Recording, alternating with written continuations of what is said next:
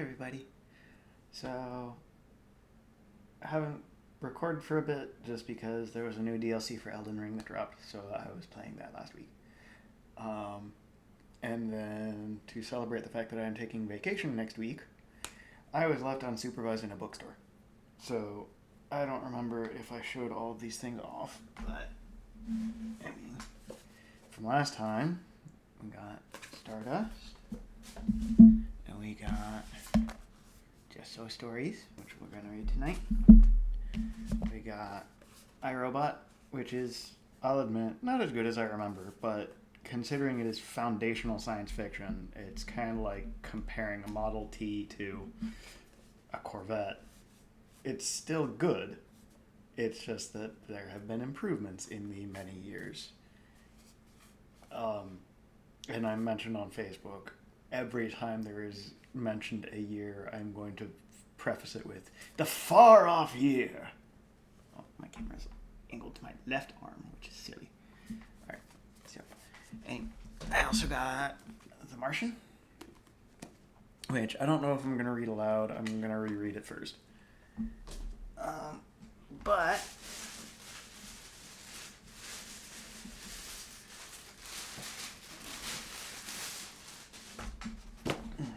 today, the things that were picked up were Fantastic Mr. Fox by Roald Dahl, because it is entirely on brand. We got The Ocean at the End of the Lane by Neil Gaiman. And I actually haven't read this one before, but it came highly recommended. The Graveyard Book.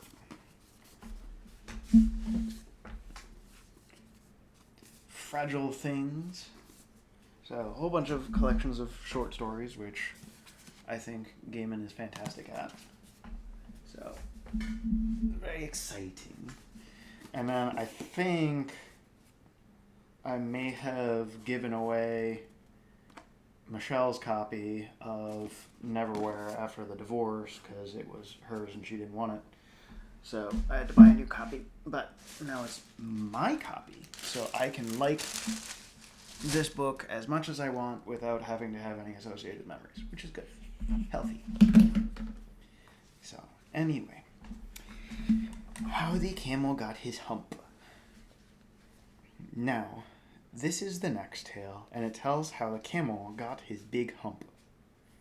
In the beginning of the years, when the world was so new and all, and the animals were just beginning to work for man, there was a camel, and he lived in the middle of a howling desert because he did not want to work, and besides, he was a howler himself.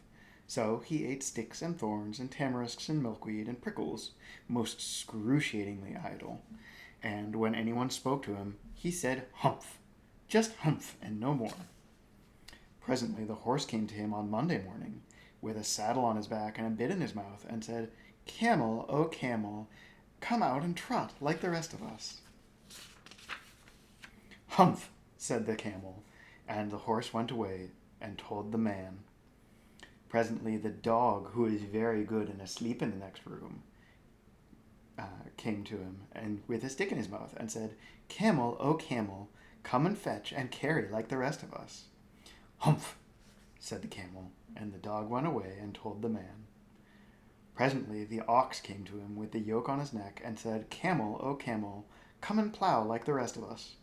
"Humph," said the camel, and the ox went away and told the man. At the end of the day, the man called the horse and the dog and the ox together, and said, 303, I'm very sorry for you, with the world so new and all. But that humph thing in the desert can't work, or he would have been here by now, so I'm going to have to leave him alone, and you must do double time to make up for it. And that made the three very angry, with the world so new and all. And they held a palaver, and an indaba, and a punchayat, and a powwow on the edge of the desert, and the camel came chewing milkweed most excruciatingly idle, and laughed at them. Then he said, "Humph," and went away again. Presently there came along a djinn in charge of all deserts, roiling in a cloud of dust. Jinn always travel that way because it is magic. And he stopped to palaver and powwow with the three. Djinn of all deserts, said the horse, is it right for anyone to be idle with the world so new and all? Certainly not, said the Djinn. Well, said the horse, there's this thing in the middle of your howling desert, and he's a howler himself, with a long neck and long legs, and he hasn't done a stroke of work since Monday morning. He won't trot. Whew, said the Djinn, whistling. That's my camel for all of the gold in Arabia. What does he say about it? He says, humph, said the dog, and he won't fetch or carry. Does he say anything else? Only humph, and he won't plough, said the ox. Very good, said the Djinn. I'll humph him if you will kindly wait a minute. The Djinn rolled himself up in his dust cloak and took a bearing across the desert and found the camel most excruciatingly idle, looking down at his own reflection in a pool of water.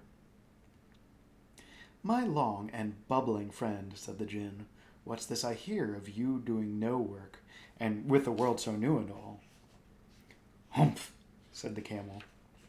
The Djinn sat down with his chin in his hand and began to think a great magic while the camel looked at his own reflection in the pool of water.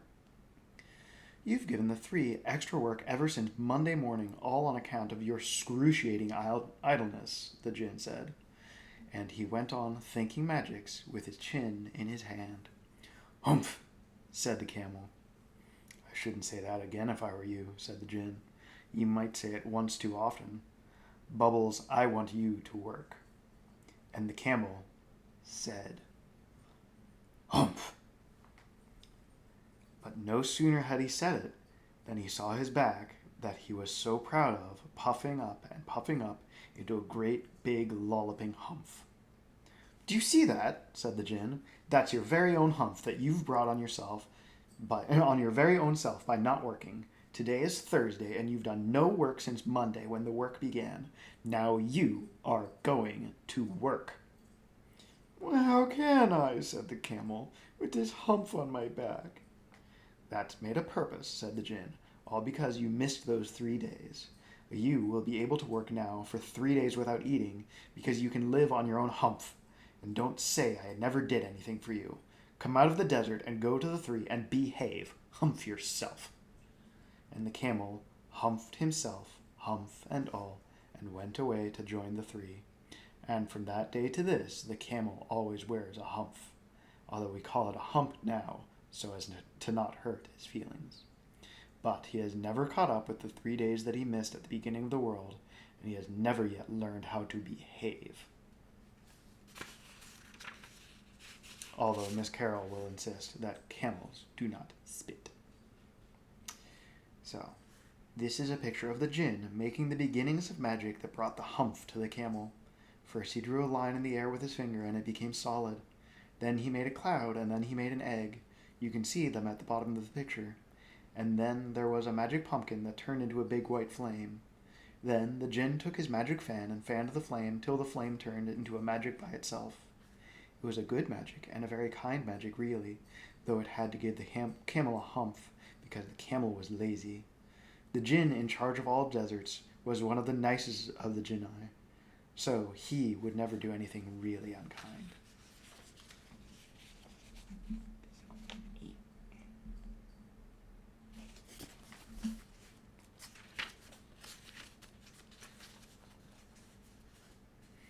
Next, here is a picture of the Djinn in charge of all deserts, guiding the magic with his magic fan.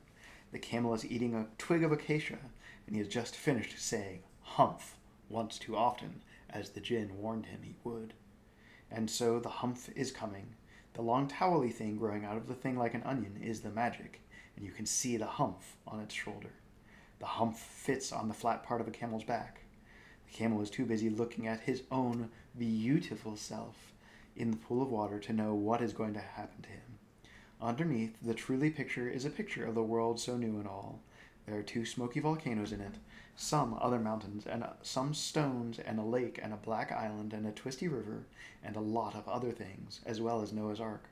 I couldn't draw all of the deserts that the Djinn was in charge of, so I only drew one, but that is the most deserty desert.